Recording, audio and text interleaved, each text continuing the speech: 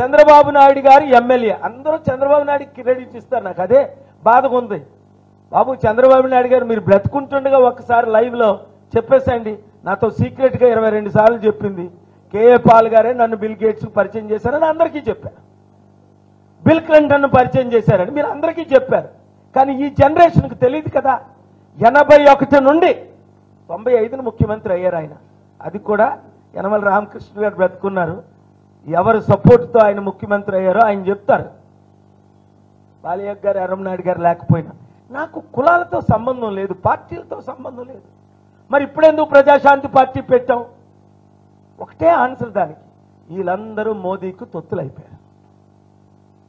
అందుకనే నేను సిద్ధం అని ముఖ్యమంత్రి గారు అంటే నేను సిద్ధమే అని పవన్ కళ్యాణ్ తమ్ముడు అంటే చంద్రబాబు నాయుడు గారి ఏదో స్లోగన్ ఉంది, మేము సంసిద్ధం అంటే మేము ఎప్పుడో అమ్మేశాం అంటానా? మేము ఎప్పుడో రెడీ అయిపోయాం. నేను ఒకటే మాట అడుగుతున్నాను ఈ ముగ్గురిని, జగన్మోహన్ రెడ్డి గారిని, చంద్రబాబు నాయుడు గారిని, పవన్ కళ్యాణ్ని తమ్ముడిని, దేనికి మీరు సిద్ధం? ఇప్పటికీ 10 లక్షల కోట్లు అప్పు తెచ్చారు. ఒక పర్సన్కి ఇండియాలో ₹1 కోటి అప్పు అయిపోయింది.